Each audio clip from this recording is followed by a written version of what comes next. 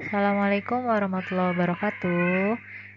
Hari ini saya akan menjelaskan terkait dengan epidemiologi penyakit kardiovaskuler. Agar kegiatan hari ini berjalan dengan lancar, bermanfaat, serta berkah, yuk kita baca doa belajar terlebih dahulu.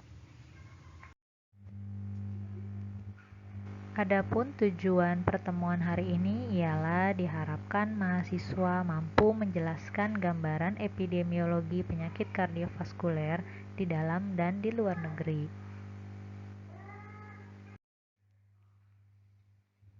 Tujuan khusus dari pertemuan hari ini yang pertama, mengetahui berbagai jenis penyakit kardiovaskuler yang ada, memahami 5 tahap transisi epidemiologi, mengetahui kecenderungan global penyakit kardiovaskuler, mengetahui kecenderungan regional pada faktor resiko, mengetahui gambaran penyebaran penyakit kardiovaskuler di luar negeri maupun survei luar negeri seperti AHA dan WHO berdasarkan usia dan jenis kelamin, atau yang lainnya, serta mengetahui gambaran penyebaran penyakit kardiovaskuler menurut Riskesdas dan Departemen Kesehatan berdasarkan usia, jenis kelamin, dan lain-lainnya di Indonesia.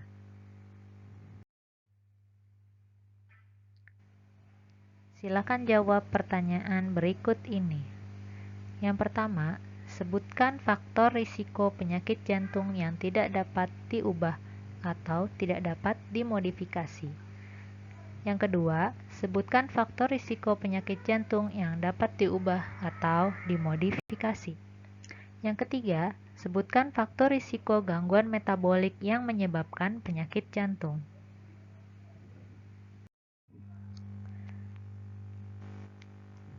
Pertama-tama, kita mengetahui terlebih dahulu pemahaman tentang apa yang dimaksud dengan epidemiologi. Epidemiologi yaitu ilmu tentang penyebaran penyakit menular pada manusia dan faktor yang dapat mempengaruhi penyebaran itu. Menurut Kamus Besar Bahasa Indonesia tahun 2020. Epidemiologi juga berarti ilmu yang mempelajari pola kesehatan dan penyakit serta faktor yang terkait di tingkat populasi. Penyakit kardiovaskular atau cardiovascular disease yang biasa disingkat CVD saat ini merupakan penyebab kematian paling banyak di seluruh dunia, termasuk Indonesia.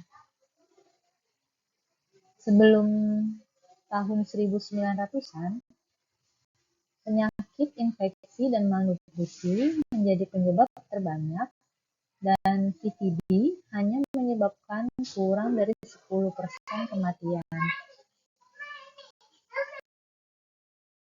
Namun saat ini, CVD menyebabkan sekitar 30% kematian di seluruh dunia, termasuk hampir 40%-nya di negara berpendapatan tinggi dan sekitar 28% di negara-negara berpendapatan rendah dan sedang seperti Indonesia. Peningkatan global CVD atau penyakit kardiovaskuler ini merupakan hasil transformasi penyebab morbiditas dan mortalitas yang belum pernah terjadi sebelumnya selama abad ke-20 sampai ke-21. Nah, hal ini dikenal sebagai transisi epidemiologi.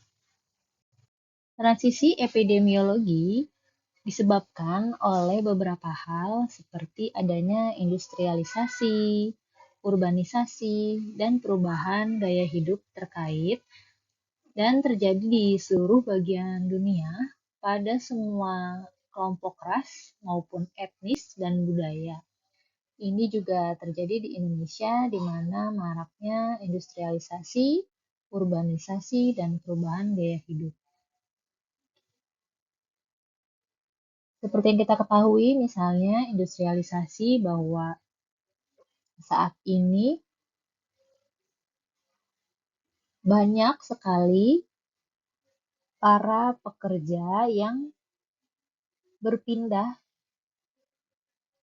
kegiatannya yang dulu mungkin lebih kepada pertanian, sektornya sekarang lebih kepada bisnis, ya kan?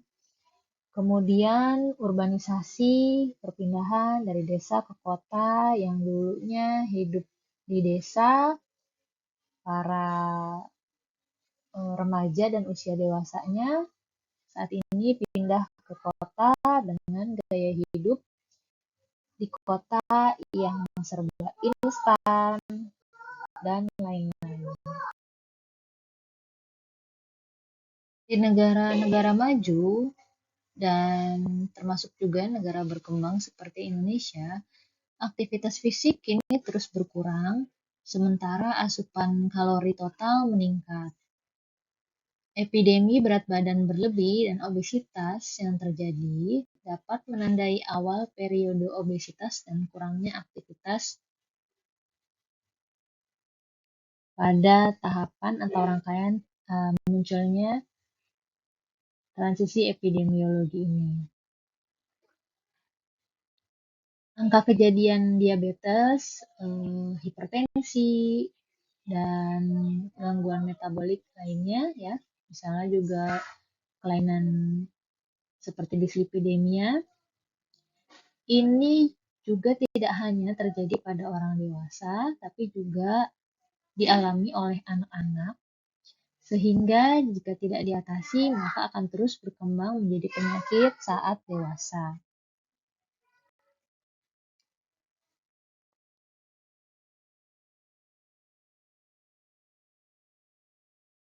Gaya hidup yang serba instan juga mempengaruhi, misalnya seperti saat ini, mungkin zaman dulu aktivitas fisik untuk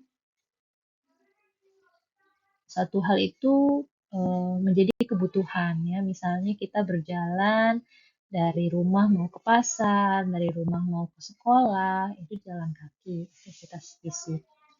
Namun saat ini dengan adanya kendaraan bermotor itu menjadi satu tantangan tersendiri dalam aktivitas fisik, ya. Jadi adanya kendaraan bermotor, kemudahan mengakses sesuatu itu juga menjadi penyumbang terjadinya penurunan aktivitas fisik. Secara lebih detailnya, transisi epidemiologi sebetulnya terbagi menjadi 5 tahap, di mana tahap awal itu terjadinya wabah dan kelaparan yang terjadi sebelum tahun 1900-an. Kemudian di saat ini kematian akibat CVD hanya kurang dari 10%. Masuk pada tahap berkurangnya pandemi, kematian akibat CVD ini meningkat antara 10-35% pada tahun 1900-an hingga 1930-an. Kemudian di tahun 1930 hingga 1965 ini masuk kepada periode penyakit degeneratif dan penyakit buatan manusia. Nah, di periode ini kematian akibat CVD itu bertambah sekitar 35-65%. Selama periode ini, kematian akibat penyakit infeksi turun sampai kurang dari 50/100.000 per tahun, dan harapan hidup meningkat sampai 70 tahun. Di era ini juga terjadi peningkatan urbanisasi, industrialisasi yang menyebabkan sejumlah perubahan gaya hidup terjadi, di mana laki-laki dewasa merokok, kemudian konsumsi lemak mencapai 40% dari total kalori, kemudian tingkat aktivitas lebih rendah, dan diet tinggi terhadap lemak. Faktor-faktor resiko inilah yang mendukung terjadinya penyakit kardiovaskuler di periode-periode berikutnya. Kemudian masuk di tahun 1965 sampai tahun 2000-an, ini merupakan periode penyakit degeneratif lambat, di mana kematian akibat CVD antara 40 sampai 50%. Jenis CVD yang dominan ini seperti PJK, stroke, dan gagal jantung kongestif.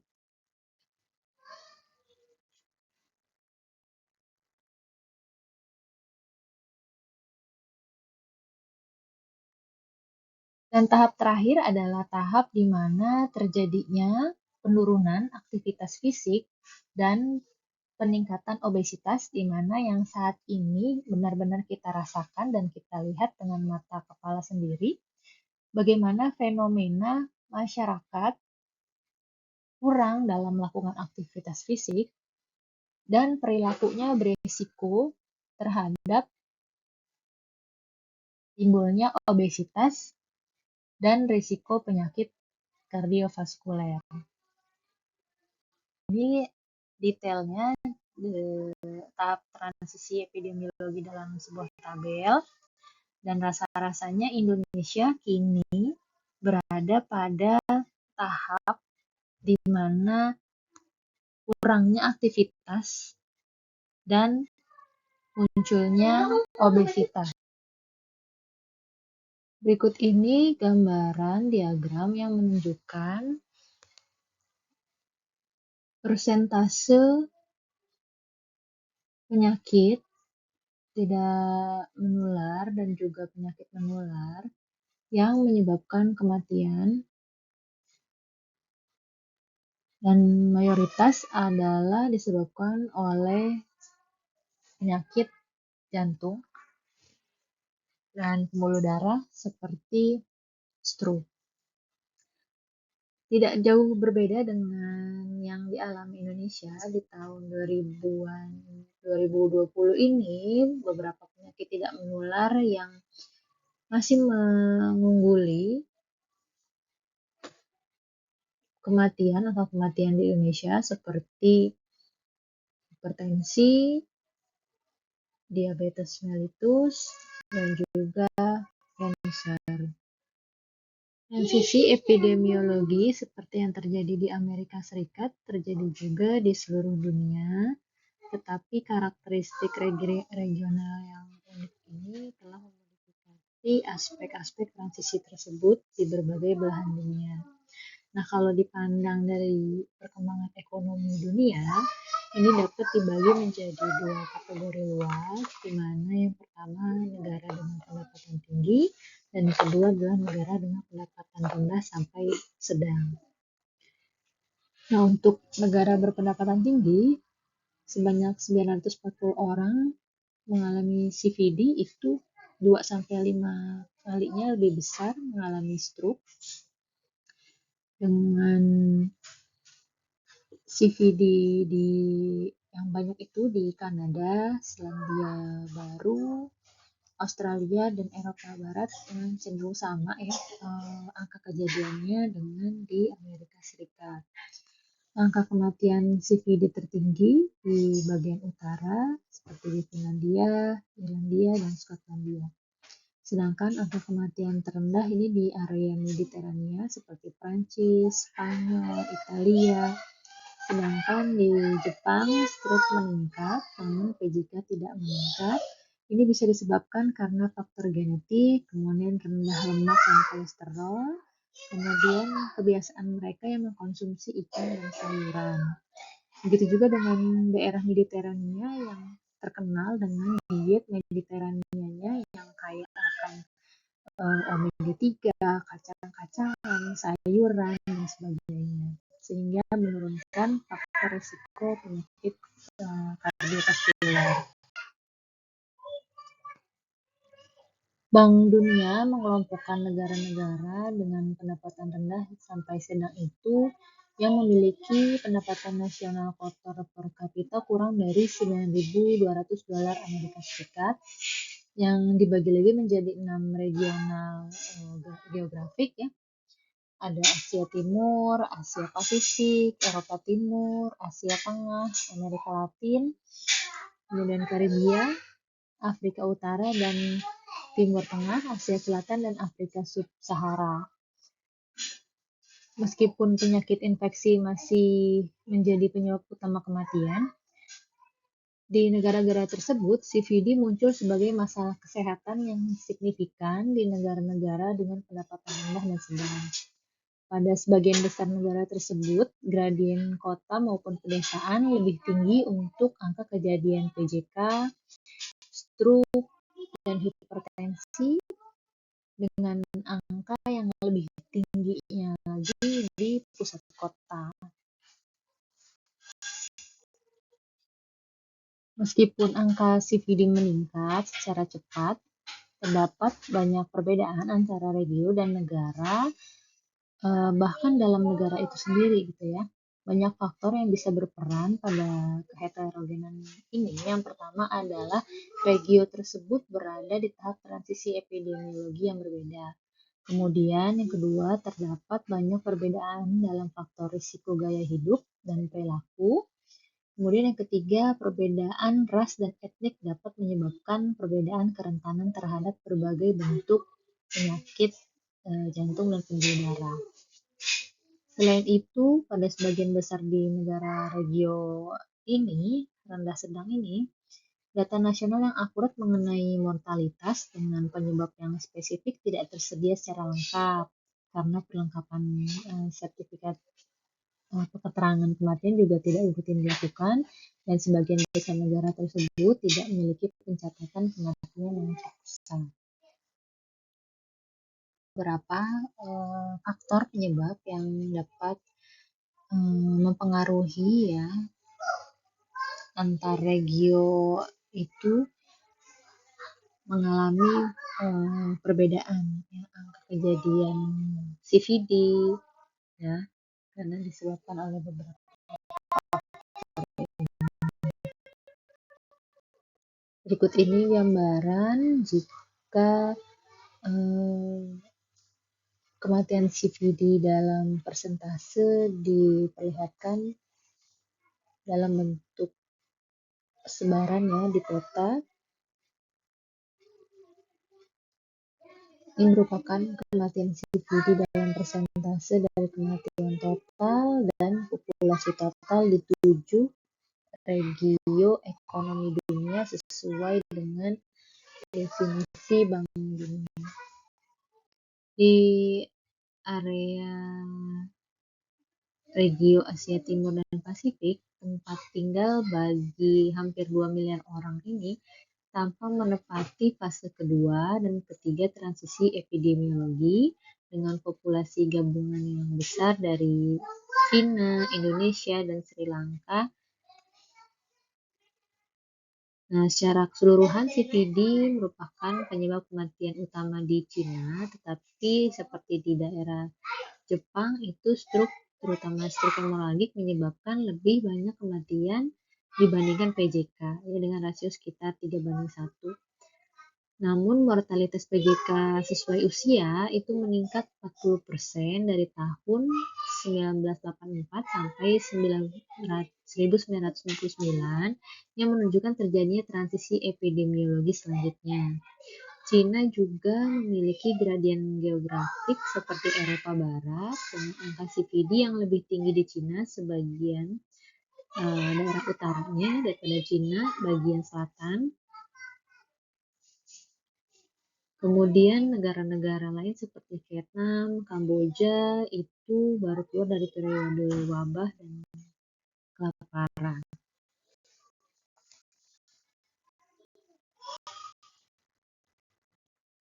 Di regio Eropa Timur dan Asia Tengah ini berada pada puncak fase ketiga dengan angka kematian tertingginya 58% akibat CVD di dunia ya, hampir 2 kali dari angka kematian di negara dengan pendapatan tinggi. Nah, yang lebih menjadi masalah itu hampir 30% kematian akibat PJK terjadi pada orang dewasa usia produktif. Angkanya ini 3 kali lebih besar dari angka di Amerika Serikat. Nah, kalau di Amerika Latin tampak berada di fase ketiga transisi epidemiologi, meskipun seperti di regio-regio berpendapatan rendah dan sedang lainnya, terdapat banyak perbedaan regional dan beberapa area berada di fase kedua dan beberapa lainnya di fase keempat transisi. Untuk area Asia Selatan yang India ya, bagian pedesaan, ini suatu negara yang mengalami peningkatan penyakit jantung yang mengkhawatirkan. CVD menyebabkan 30% kematian pada tahun 2000.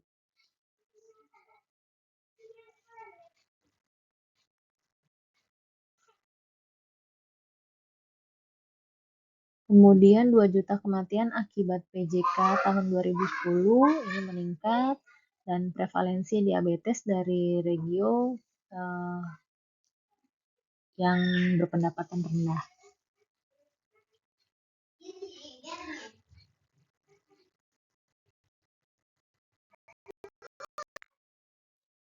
Data dari tahun 2008 ya, di tahun 2008 di Asia Tenggara ini antara penyakit menular dengan penyakit tidak menular khususnya kardiovaskuler ini tidak jauh berbeda ya. Jadi seperti balap-balapan antara penyakit kardiovaskuler dengan penyakit menular yang menyebabkan kematian. Ini diambil dari WHO tahun 2004 yang memperkirakan morbiditas yang berhubungan dengan penyakit jantung dari tahun 2010 sampai tahun 2030 atau periode 30 tahun. 20 sampai 30 tahun ini diperkirakan akan terus terjadi peningkatan ya kematian akibat CVD pada semua usia, kemudian pada semua jenis kelamin ya, baik perempuan maupun laki-laki. Kalau kita mengacu dari hasil riset kesehatan dasar tahun 2018, di sini data terkait dengan penyakit jantung ya, semua jenis penyakit jantung termasuk kelainan jantung bawaan yang didiagnosis oleh dokter. Pada semua usia ya, menurut daerah, menurut provinsi masing-masing, di mana tertingginya ada di Kalimantan Utara, kemudian berikutnya Gorontalo, Yogyakarta, Sulawesi Tengah ya, kemudian baru DKI. Nah, di Banten ini ada di pertengahan lah ya, rata-rata. Pada dasarnya kalau kita berbicara tentang penyakit kardiovaskuler itu jenisnya banyak sekali ya, termasuk dari penyakit jantung koroner, penyakit neurovaskuler ya, kemudian peripheral arterial disease atau penyakit arteri perifer, penyakit jantung rematik, sampai ke penyakit jantung bawaan atau kongenital.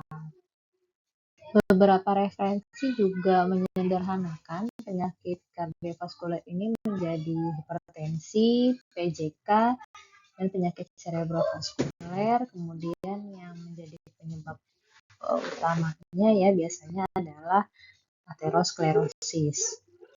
Menular seperti hipertensi juga menjadi masalah dunia ya, di global.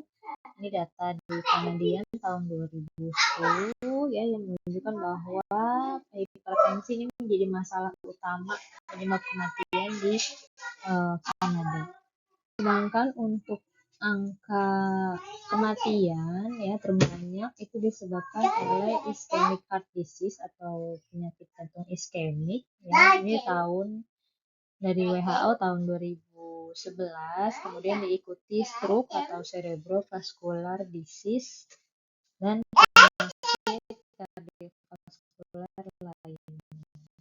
Dibandingkan dari tahun ke tahunnya ya, menurut data Riskesdas ini dimulai dari tahun 2007 untuk penyebab kematian tertingginya adalah untuk penyakit tidak menular yaitu stroke, kemudian kedua hipertensi.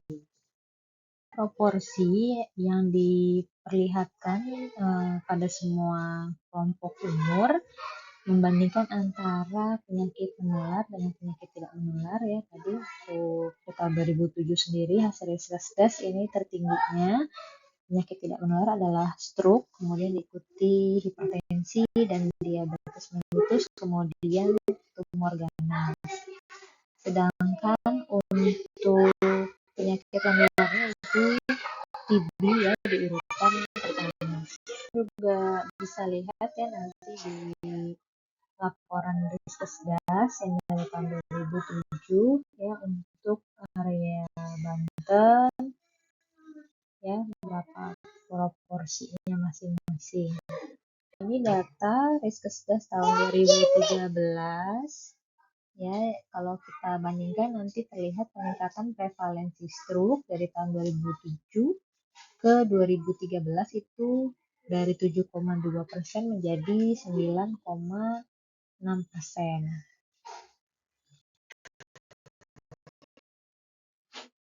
Sedangkan ini prevalensi penyakit jantung berdasarkan diagnosis dokter pada semua kelompok umur ya, berdasarkan provinsi dari hasil Riskesdas tahun 2018. 2007 yang menunjukkan prevalensi penyakit hipertensi, stroke ya berdasarkan karakteristik dari responden meliputi usia, jenis kelamin, pendidikan, pekerjaan, tipe daerah apakah perkotaan dan pedesaan, kemudian tingkat pengeluaran 2013 ya, dari sini juga kita bisa mengambil data untuk melihat perbandingan antara jenis kelamin laki-laki dengan perempuan ya pada jumlah kejadian penyakit jantung koroner, gagal jantung, dan juga stroke. Dimana bisa kita lihat untuk jantung koroner sendiri ini dengan diagnosis ya lebih banyak didiagnosis pada perempuan, kemudian gagal jantung juga perempuan, sedangkan stroke ini lebih banyak didiagnosis pada jenis kelamin laki-laki. Di hasil Riskesdas tahun 2018 untuk penyakit jantung lebih banyak diketahui pada perempuan. Ini bisa jadi karena perempuan biasanya lebih mau ya untuk dilakukan pemeriksaan kesehatan sehingga ini memudahkan diagnosis ketimbang laki-laki.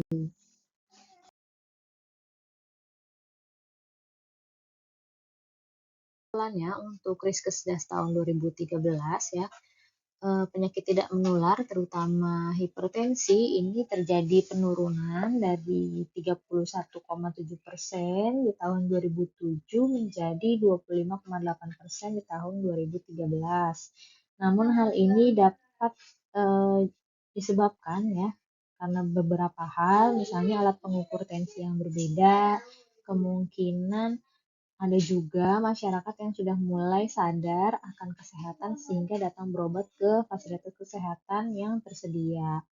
Atau juga terjadi peningkatan prevalensi hipertensi berdasarkan wawancara, apakah pernah didiagnosis tenaga kesehatan atau karena minum obat hipertensi ini dari 7,6% menjadi 9,5% di tahun 2013.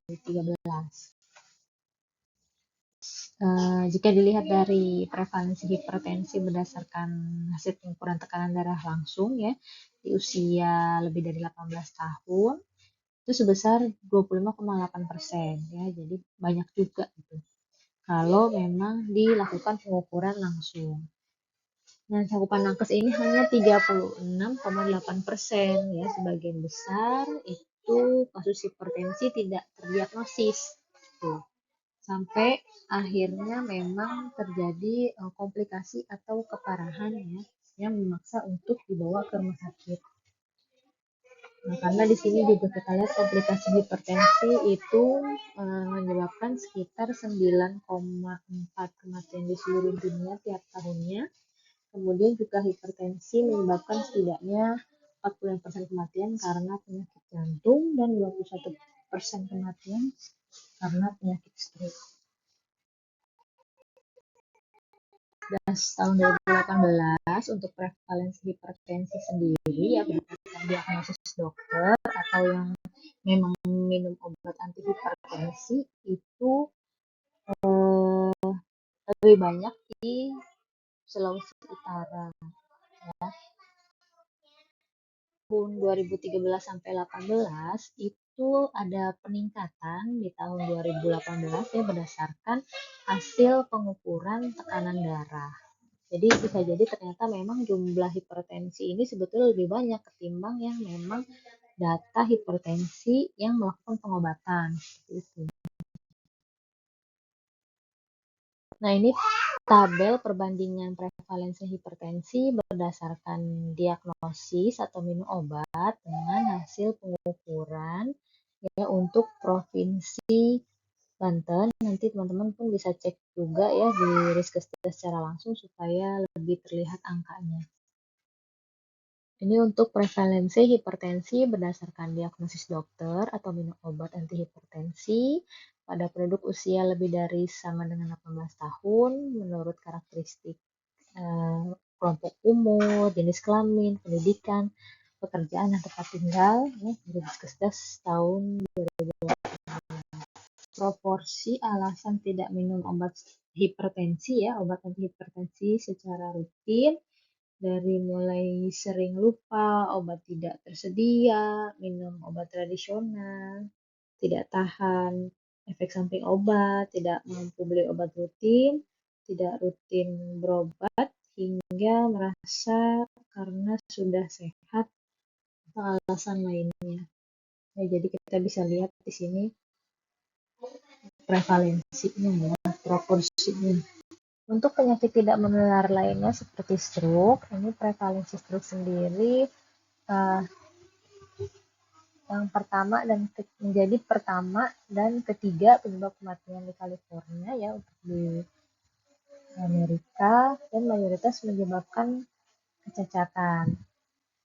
Meskipun untuk orang Amerika memiliki minimal satu gejala atau faktor risiko stroke dan penyakit jantung,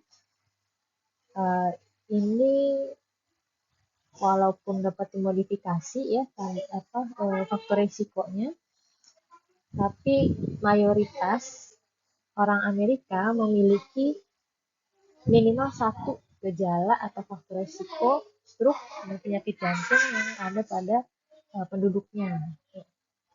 Nah, faktor risikonya yang banyak itu di sana ada hipertensi, hiperkolesterol, merokok, kurang aktivitas, diet buruk, obesitas, dan juga diabetes. Rata-rata sama ya, sama di Indonesia juga kan. Nah, kalau kita mengacu dari WHO memang untuk penyakit tidak menular ini ya, yang utama adalah PJK, stroke, kanker ya, dan penyakit pernafasan kronis seperti asma, PPOK, dan juga diabetes. Nah, di Indonesia sendiri stroke juga menjadi salah satu penyakit tidak menular yang banyak ditemukan, kejadiannya juga tinggi gitu ya.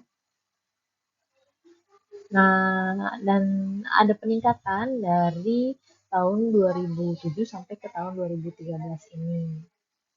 Ya, 57,9%-nya ini terdiagnosis oleh tenaga kesehatan dan lebih banyak terjadi di pria ketimbang dengan wanita, kemudian juga kejadiannya meningkat eh, sesuai dengan usia. Ini dari WHO tahun 2004, Global Stroke Death ya, di mana paling tertinggi itu di area Pasifik Barat, kemudian di Eropa, kemudian di Mediterania. Menunjukkan bahwa semakin bertambahnya usia, ini tadi disebutkan bahwa angka kejadian stroke bertambah seiring dengan bertambahnya usia. Nah, di sini mulai dari di bawah usia 45 tahun sampai 85 tahun lebih itu kejadian stroke terus meningkat.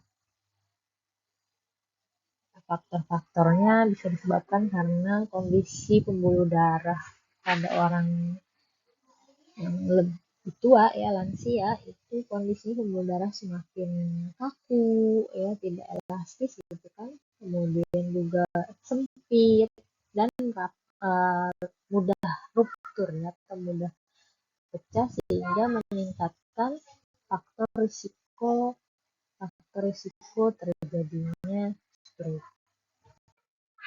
Teman-teman boleh lihat juga Riskesdas tahun 2018 untuk prevalensi stroke berdasarkan diagnosis dokter pada usia lebih dari sama dengan 15 tahun berdasarkan provinsi. Dan juga prevalensi stroke berdasarkan diagnosis dokter pada penduduk umur lebih dari sama dengan 15 tahun menurut karakteristik ya dari Riskesdas tahun 2018, ada berdasarkan kelompok umur, jenis kelamin, pendidikan, pekerjaan, tempat tinggal.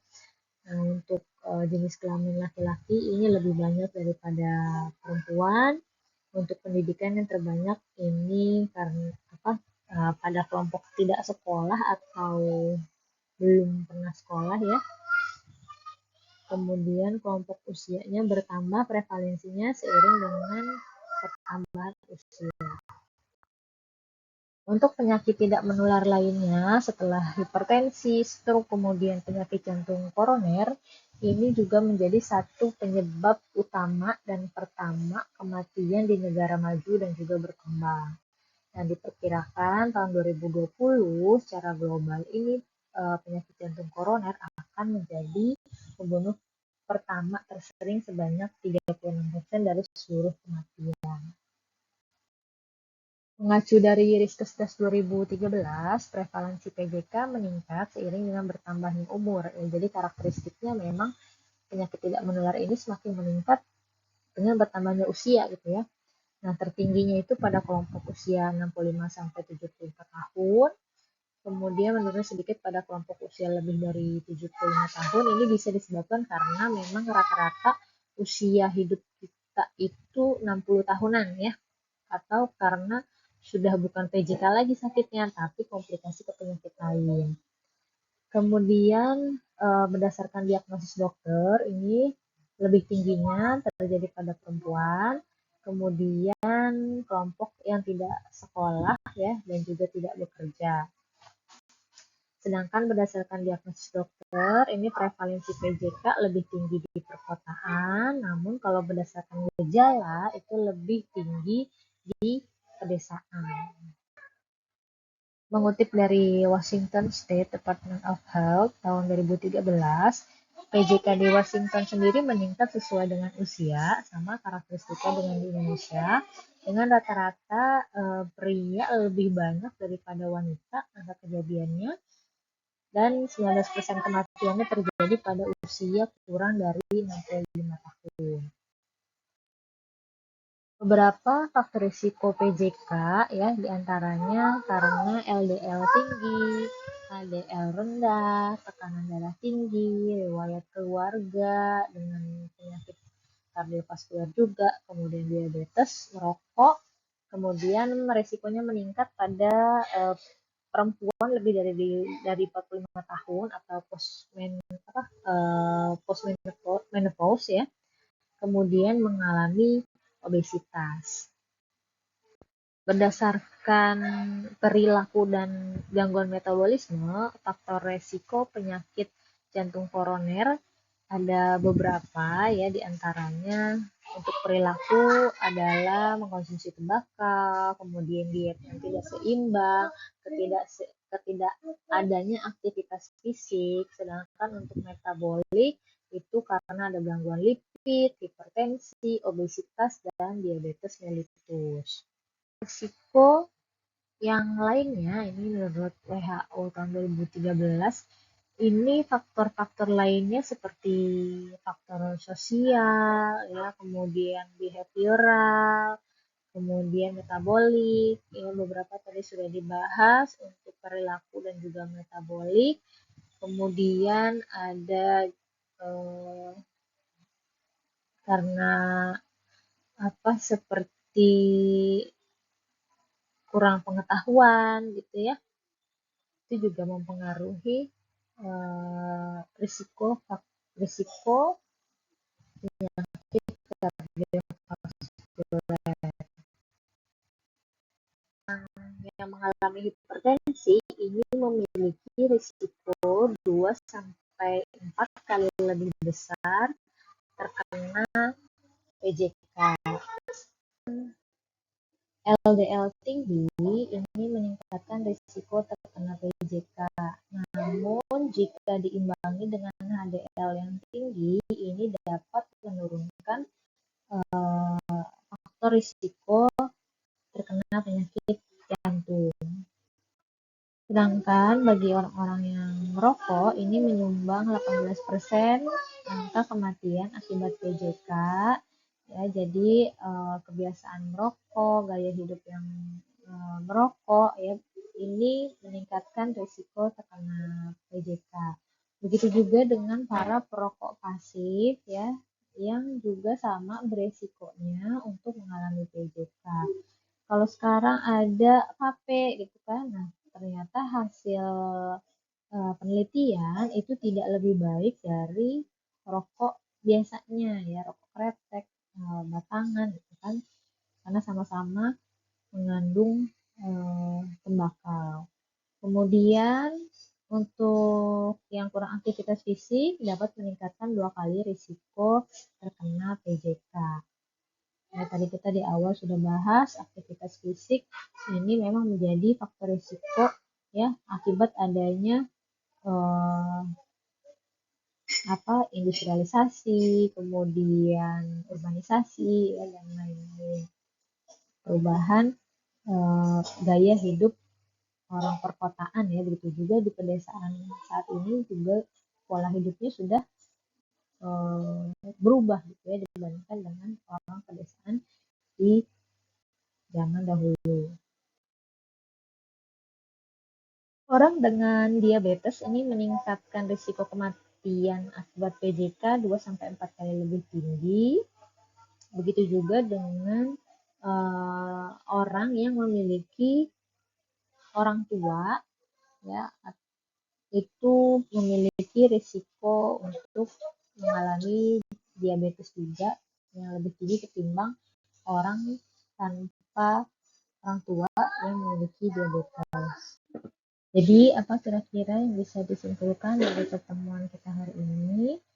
Yang pertama, tahap transisi epidemiologi setiap negara atau region ini dapat berbeda-beda tergantung dari karakteristiknya ya masing-masing negara tersebut dalam faktor risiko yang menjadi pencetusnya. Kemudian faktor penyebab transisi epidemiologi meningkatkan risiko penyakit kardiovaskuler. Penyakit kardiovaskuler ini yang menyumbang angka mortalitas dan morbiditas suatu negara. Sehingga mengetahui faktor risiko penyakit kardiovaskuler diharapkan menjadi langkah awal dalam menurunkan prevalensi penyakit kardiovaskuler mendatang.